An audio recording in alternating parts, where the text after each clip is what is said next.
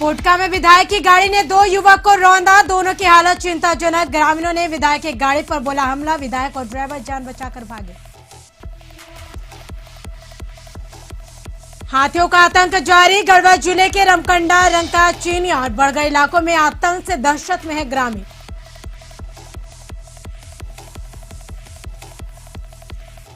बाघमारा में लोहपेटी और तेलमच्चो पंचायत के मुखिया के भूख हड़ताल का दूसरा दिन, जेल दो या जेल दो नारे के साथ भूख हड़ताल जारी। और झारखंड में बिजली संकट गहराया, डीवीसी ने 7 जिलों में बिजली कटौती की शुरू, धनबाद, कोडरमा सहित कई जिलों में पड़ा प्रभाव। रांची सिविल कोर्ट के अधिवक्ताओं का आंदोलन, फिजिकल कोर्ट चालू करने की कर रहे मांग। 4 जनवरी को अधिवक्ताओं ने पैदल मार्च का किया ऐलान। झारखंड में क्रिसमस पर कोरोना भारी, नहीं लाएंगे कोई केक, ना ही फूल लेकर आएंगे कोई लोग। 24 दिसंबर की रात 10 बजे से शुरू होगा क्रिसमस डे।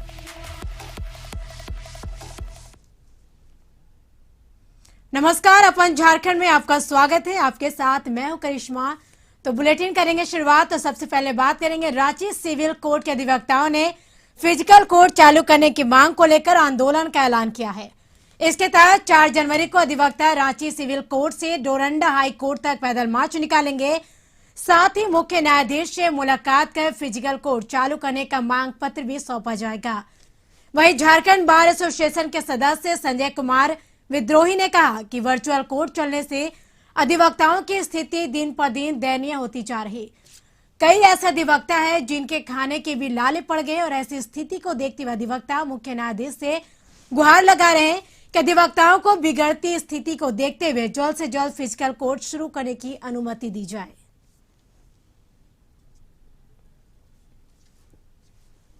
लोगों ने ये बात उठाया है कि फिजिकल कोर्ट चालू किया जाए। वर्चुअल कोर्ट में अधिवक्ताओं की स्थिति बहुत खराब है और सब ये बात बोलते हैं। आप कहीं पे भी सुन लीजिए कि 90% अधिवक्ताओं की हालत बहुत खराब है। उनके परिवार में जो है खाने के लिए और बच्चों को जो है स्कूल फीस देने के लिए बहुत दिक्कत हो रही है। 4 तारीख को सिविल कोर्ट प्रेमिसेस से पैदल मार्च करते हुए झारखंड हाईकोर्ट जाने का काम करेंगे। तो रांची सिविल कोर्ट के अधिवक्ताओं ने फिजिकल कोर्ट चालू करने की मांग को लेकर आंदोलन का ऐलान किया है। इसके तहत 4 जनवरी को अधिवक्ता रांची सिविल कोर्ट से डोरंडा हाई कोर्ट तक पैदल मार्च निकालेंगे और साथ ही मुख्य न्यायाधीश से मुलाकात कर फिजिकल कोर्ट चालू करने का मांग पत्र भी सौंपेंगे। तो वही झारखंड बार एसोसिएशन के सदस्य संजय कुमार विद्रोही ने कहा कि वर्चुअल कोर्ट चलने से अधिवक्ताओं की स्थिति दिन पर दिन दयनीय होती जा रही। कई ऐसे अधिवक्ता हैं जिनके खाने के भी लाले पड़ गए हैं। तो अधिक जानकारी के लिए रांची से हमारे सहयोगी संदीप जुड़ चुके हैं लाइव चैट पे। संदीप, जानना चाहेंगे, रांची सिविल कोर्ट के अधिवक्ताओं ने फिजिकल कोर्ट की मांग को लेकर आंदोलन का ऐलान किया है। आखिर क्या है पूरा मामला, क्या पूरी जानकारी इस खबर को लेकर? जिस तरह से यदि कोविड की बात करें तो लगातार कोर्ट में भी जो कार्य है वह बंद है और ऑनलाइन ही सारी जो मुख्य जो मुद्दे होते हैं या फिर जो केस है उनकी सुनवाई हो रही है। ऐसे में जो रांची जिला बार एसोसिएशन के पूर्व महासचिव हैं संजय कुमार विद्रोही, वही झारखंड जिला बार एसोसिएशन के अभी सदस्य हैं संजय कुमार विद्रोही, उन्होंने यह घोषणा की है कि जिस तरह से हर एक चीजों में कहीं ना कहीं रियायतें देख के, जैसे संस्थान की बात करें या +2 या 10th की बात करें, बच्चों को अब स्कूल बुलाया जा रहा है, वैसे ही कोर्ट की जो प्रक्रिया है उसे भी सशरीर शुरू की जाए, क्योंकि जो अधिवक्ता है उनकी स्थिति काफी दयनीय है और रोज कमाने खाने वाले जो अधिवक्ता हैं उनके साथ काफी मुश्किल का सामना करना पड़ रहा है। उनकी आर्थिक स्थिति काफी खराब हो चली है। इसी के लेके वे चाह रहे हैं कि जो हाई कोर्ट है इसमें संज्ञान लेते हुए जो फिजिकल कोर्ट है उसको शुरुआत करे और यदि इसी मांगों को लेकर वे 4 तारीख यानी 4 जनवरी को हाई कोर्ट तक मार्च करने का भी ऐलान किया है, जिसमें कई अधिवक्ता उनके साथ होंगे और इस मार्च पास्ट कह सकते हैं प्रदर्शन जो सिविल कोर्ट से निकलते हुए हाई कोर्ट पहुंचेगा और वहां एक मेमोरेंडम हाई कोर्ट के न्यायाधीश को दिया जाएगा और मांग की जाएगी कि जो फिजिकल कोर्ट है उसकी शुरुआत करे, ताकि जो अधिवक्ताओं की जो समस्या है या फिर जो उनकी आर्थिक स्थिति काफी दयनीय हो चली है उसमें कहीं ना कहीं कोई सुधार हो सके। जी बिल्कुल संदीप, आप बने रहे हमारे साथ। अगले खबर पे भी हम आपसे जानकारी लेंगे। तो बताते चले कि झारखंड में बिजली संकट गहराया है। डीवीसी ने 7 जिलों में बिजली कटौती शुरू कर दी है। धनबाद, कोडरमा, पूर्वी सिंहभूम, गिरिडीह में बड़ा प्रभाव पड़ा है। हजारीबाग, रामगढ़ और बोकारो में भी बिजली कटौती का प्रभाव पड़ा है। तो हमारे साथ हमारे सहयोगी संदीप जुड़े हुए हैं लाइव चैट पे। संदीप, जानना चाहेंगे झारखंड में बिजली संकट गहराया हुआ है, किन किन जिलों में बिजली कटौती का प्रभाव पड़ा है?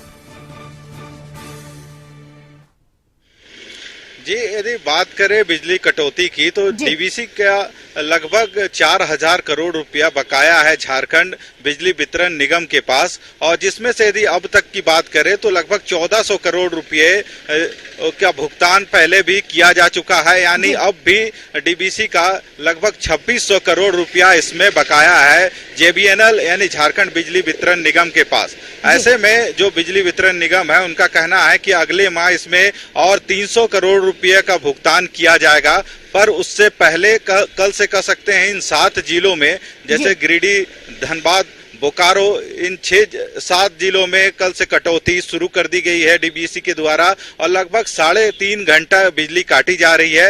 ऐसे में कहीं ना कहीं जो झारखंड बिजली वितरण निगम है उसमें नाराजगी है कि जब धीरे धीरे पैसों की जो भुगतान किया जा रहा है, जो बकाया राशि है उसकी भुगतान हो रही है, तो यह कार्रवाई कहीं से सही नहीं है, क्योंकि अब तक यदि बात करें तो 1400 करोड़ रुपया का भुगतान किया जा चुका है। यानी अब भी 2600 करोड़ रुपए का भुगतान जेबीएनएल को डीवीसी के पास करना है। ऐसे में अब देखना होगा कि क्या इसमें सहमति बनती है जेबीएनएल और डीवीसी के बीच में, और जो मुख्य रूप से यदि कटौती की बात करें तो उससे आम जनता जो है वह त्रस्त हो रही है, क्योंकि उनका साफ तौर पे कहना है कि उनके द्वारा जो भुगतान है, बिजली की जो खपत की जा रही है उसका पैसा वे जेबीएनएल के पास दे रहे हैं, पर डीवीसी के पास उनका पैसा भुगतान है, तो उसमें कहीं ना कहीं उनकी कोई कह सकते हैं इसमें उनकी कोई गलती नहीं है और वो भुगतान कर रहे हैं, तो उसका बिजली भी उन्हें दिन भर मिलना चाहिए। ऐसे में कल से जो 3.5 घंटा की कटौती 7 जिलों में की गई है, तो वहां के कहीं ना कहीं जो लोग हैं वे इससे प्रभावित हो रहे हैं। जी बिल्कुल संदीप, एक तरफ झारखंड में ठंड का प्रकोप भी जारी है और दूसरी तरफ बिजली का संकट गहरा, तो एक तरह से कहा जाए तो झारखंड वासियों को दोहरी मार झेलनी पड़ रही है। सही कहा, क्योंकि जिस तरह से ठंड का लगातार प्रकोप बढ़ रहा है और जिस तरह से विगत यदि 4 दिनों की बात करें तो रात में लगभग 6 डिग्री तक टेम्परेचर घट रही है और ठंड भी बढ़ रहा है। कुछ इलाके ऐसे भी हैं, जैसे कांके की यदि बात करें रांची में, जहां पे 3 से 4 डिग्री तक भी जो टेम्परेचर है वह डाउन हो जाता है और सुबह और शाम में कह सकते हैं लगातार टेम्परेचर डाउन हो रहा है और 25 से 26 तारीख तक यानी यही स्थिति रहेगी और जो कड़ाके की ठंड है वह लगातार जारी है। क्योंकि जिस तरह से देखने को मिल रहा है फिलहाल कि सुबह में जरूर धूप खिल रही है, पर जैसे जैसे 3 बज के बाद यानी जैसे जैसे दिन ढलता जा रहा है वैसे जो टेम्परेचर है वह घटता जाता है। और यदि रात की बात करें मध्य रात्रि 12-1 बजे की, तो लगभग शहरी क्षेत्र में भी लगभग 6 से 7 डिग्री तापमान चला जा रहा है और जो ठंड का कहर है वह जारी है। जी बिल्कुल संदीप, चलिए तमाम बातचीत के लिए बेहद शुक्रिया। तो बताते चले कि झारखंड में बिजली संकट गिरा और एक तरफ ठंड का प्रकोप भी जारी है। फिलहाल खबरों में आगे बढ़ेंगे। हेमंत सरकार के 1 साल पूरे होने के मौके पर आजसू 29 दिसंबर को राज्य के सभी जिला मुख्यालयों पर 1 दिवसीय धरना और प्रदर्शन करेगा। इसकी घोषणा करते हुए आजसू ने कहा कि हेमंत सोरेन ने के 1 वर्ष के कार्यकाल के दौरान राज्य में एक भी विकास का काम नहीं हुआ, वहीं भ्रष्टाचार चरम पर है।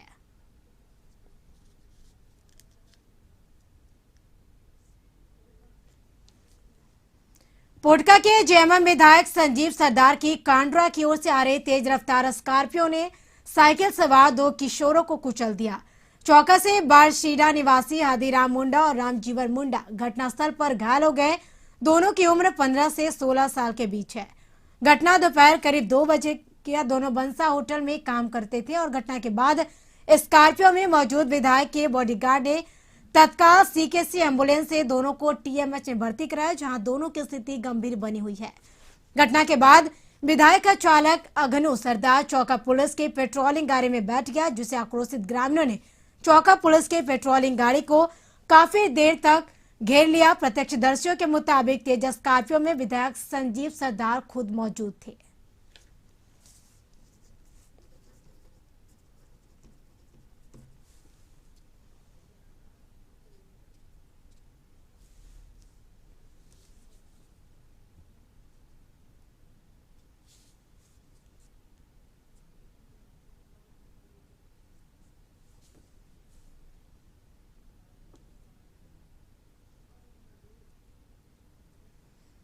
दो दिवसीय देवघर दौरे पर आए झारखंड के पूर्व मुख्यमंत्री सह बीजेपी विधायक दल के नेता बाबूलाल मरांडी ने मुख्यमंत्री हेमंत सोरेन पर जमकर हमला बोला। उन्होंने कहा कि जब से राज्य में हेमंत सरकार आई है, राज्य में लूट खसोट बलात्कार भ्रष्टाचार काफी बढ़ा है।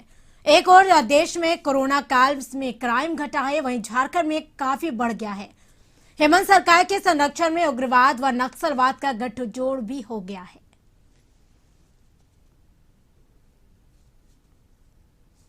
तो अधिक जानकारी के लिए देवघर से हमारे सहयोगी रंजीत जुड़ चुके हैं फोन पर। रंजीत, जानना चाहेंगे, 2 दिवसीय देवघर दौरे पर आए बीजेपी विधायक दल के नेता बाबूलाल मरांडी ने सीएम सोरेन पर जमकर हमला बोला है, क्या कोई जानकारी इस खबर को लेकर?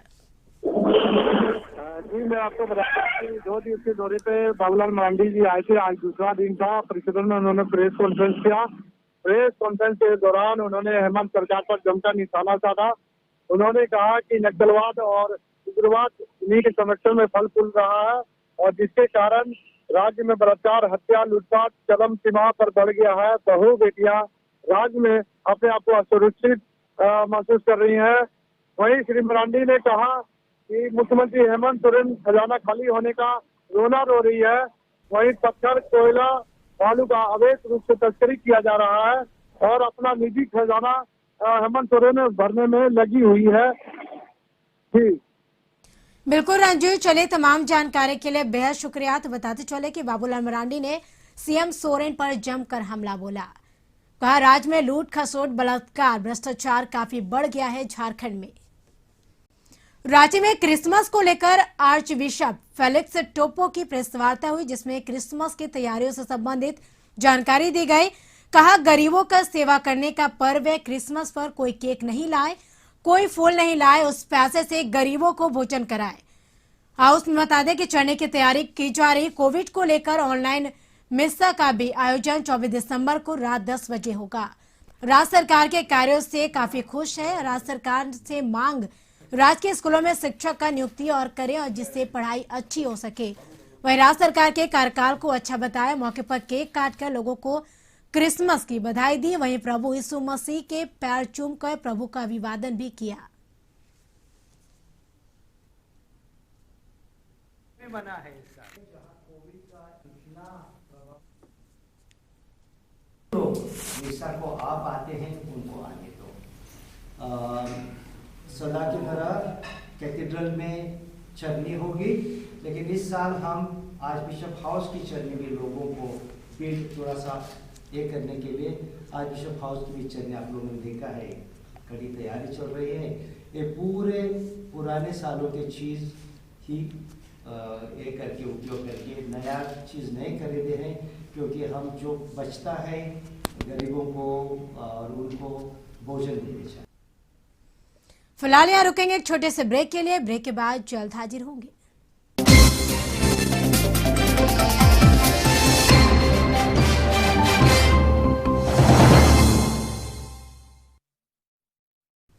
ब्रेक के बाद आपका स्वागत है। तो बढ़ेंगे अगली खबर की ओर। चाइल्ड लाइन की शिकायत के बाद पत्थलगड़ा पुलिस ने कार्रवाई करते हुए नाबालिग लड़की के साथ शादी करने के आरोप में दूल्हे को गिरफ्तार किया।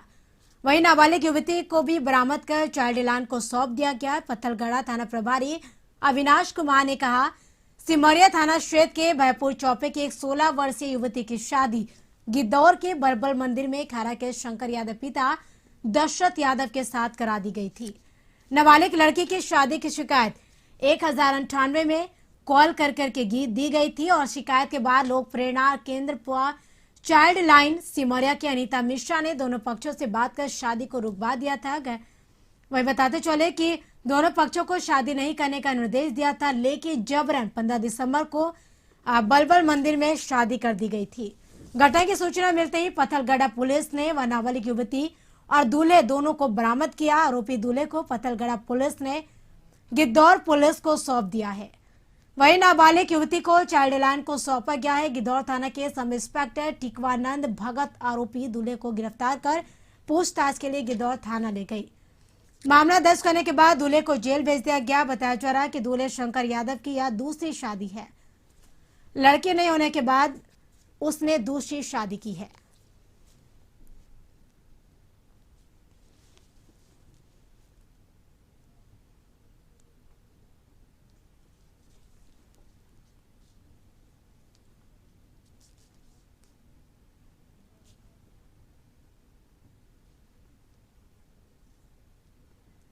गढ़वा जिले के रमकंडा, रंका, चीनिया, भंडरिया और बड़गढ़ इलाकों में इन दिनों हाथियों का आतंक जबरदस्त फैला हुआ है।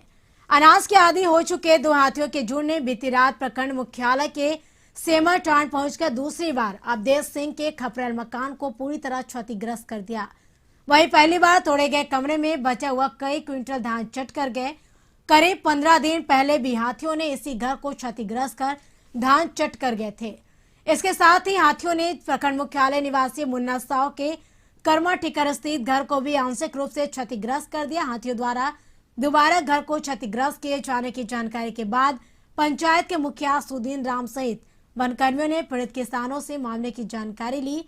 वहीं विभाग से मुआवजा दिलाने का आश्वासन भी दिया गया। घटना के सुबह होते ही पीड़ित किसान के घर ग्रामीणों की भीड़ जमा हो गई। जानकारी देते हुए पीड़ित किसान अवधेश सिंह सहित ग्रामीण बीगन सिंह, गोपाल भैया, शिवनाथ सिंह, जुगेदर सिंह सहित अन्य लोगों ने कहा कि देर रात करीब 11 बजे दो हाथियों का झुंड अचानक घर के समीप पहुंचकर पहले बिना धान वाले कमरे को क्षतिग्रस्त करने की कोशिश की। इसके बाद पहले से तोड़े गए घर को पूरी तरह क्षतिग्रस्त कर दिया।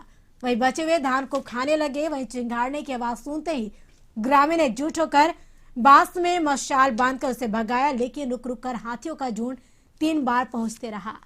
वहीं सुबह होता देख हाथियों ने बोरी में रखा हुआ धान टांग कर लेते गए। ग्रामीणों ने कहा कि इस तरह हाथियों के आतंक से इन दिनों प्रखंड क्षेत्र के लोग दहशत में रात गुजारे। हाथियों के आतंक से उन्हें अब प्रत्येक वर्ष जूझना पड़ रहा है। तो अधिक जानकारी के लिए गढ़वा से हमारे सहयोगी धर्मेंद्र जुड़ चुके हैं फोन लाइन पे। धर्मेंद्र, जानना चाहेंगे, लगातार हाथियों का आतंक बदस्तूर जारी है। गढ़वा में भी इससे पहले भी हाथियों का आतंक देखा गया। फिलहाल क्या स्थिति, कितने फसलों की क्षति हुई है? मैं आपको बता दूं कि इन दिनों गढ़वा जिले के सुदूरवर्ती इलाकों में, जंगली इलाकों में जंगली झुंड हाथियों जो है वो किसान का घर तोड़ रहे हैं और वैसे जगह तोड़ रहे हैं जहाँ पे किसान ने फसल को काट कर धान रखा है और उन धान को खा रहे हैं। इसी वजह से उनके घर को भी वे तोड़ के तहस नहस कर दे रहे हैं। रोजाना हाथियों का झुंड कभी अगल बगल जो गांव है जैसे रमकंडा प्रखंड हो गया, चिनिया, भंडरिया, केतार और बड़गढ़, इन इलाकों में रोजाना किसी न किसी किसान के घरों को वो निशाना बना रहे हैं। उनके द्वारा उगाए हुए फसलों को नष्ट कर रहे हैं, उन्हें खा जा रहे हैं। जी बिल्कुल धर्मेंद्र, चलिए तमाम जानकारी के लिए बेहद शुक्रिया। तो लगातार हाथियों का आतंक बदस्तूर जारी है। तो हाथियों के आतंक से ग्रामीण के लोग दहशत में हैं। गिरिडीह मुफस्सिल क्षेत्र महेशलून निवासी रंजीत साव की हत्या दोस्तों ने ही बेरहमी से कर दी थी। हत्या के बाद से ही लोग मुख्य आरोपी की जल्द से जल्द गिरफ्तारी की मांग कर रहे हैं और इस घटना के बाद गांधी से जेएमएम के विधायक डॉक्टर सरफराज अहमद गिरिडीह पहुंचे और मृतक के परिजनों से मुलाकात की और परिजनों को ढांढस बंधाया। विधायक ने पत्रकारों से बातचीत के दौरान कहा कि यह हत्या विश्वास की हत्या है। हत्यारा कोई भी हो वह पकड़ा जाएगा, परिजनों को हर हाल में न्याय मिलेगा। उन्होंने कहा कि इस मामले को लेकर उन्होंने पुलिस के आलाधिकारी से इस मामले में जल्द कार्रवाई करने की मांग की है। और इस दौरान महेशलूंडी मुखिया हरगौरी साहू, करहर बारी के पूर्व मुखिया अर्जुन रवानी, मोहम्मद निजामुद्दीन, सुधीर विश्वकर्मा, पवन राय समेत कई लोग मौजूद रहे। हत्या की गई है उस बच्चे की, इसकी पुनरावृत्ति नहीं हो, ऐसी घटना फिर दोबारा इस आसपास के इलाके में नहीं है। समझिए कि एक फैमिली का रिस्पॉन्सिबिलिटी, एक विश्वास की हत्या हुई है, जो जाने से पता चलता है। और उस परिवार को बहुत विश्वास था, क्योंकि दोनों बहुत दोस्त थे, आते जाते साथ थे। चाईबासा पश्चिम सिंहभूम जिला पुलिस के द्वारा लगातार चलाए जा रहे सर्च अभियान से सफलता मिली है।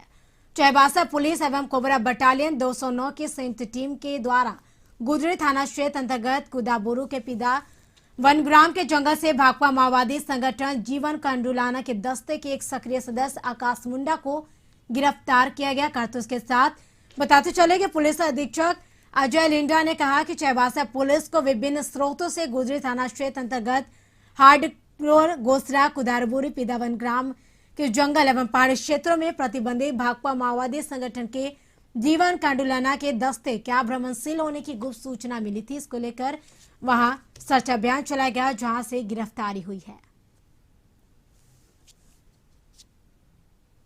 जीवन कंडुलना दस्ता का प्रमुख सदस्य था तथा 18 नक्सली कांडों में वंचित था।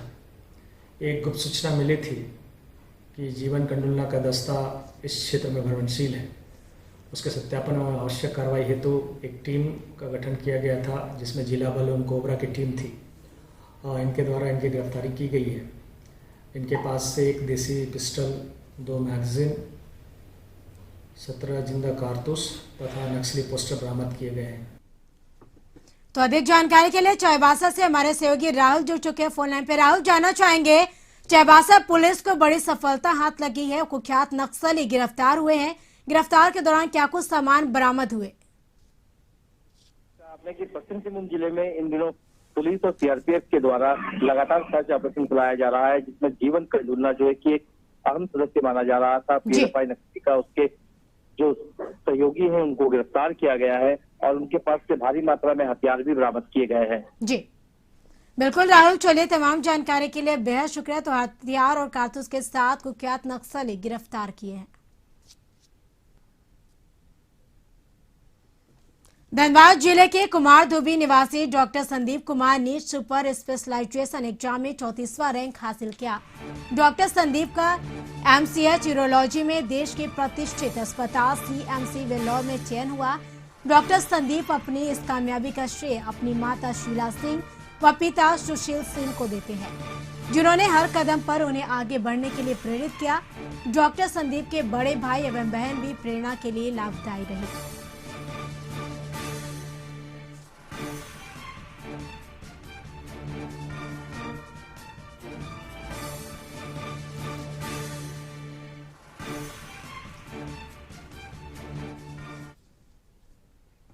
और इसी के साथ झारखंड की खबरों में इस वक्त फिलहाल इतना ही। आप देखते रहिए कशिश न्यूज। नमस्कार।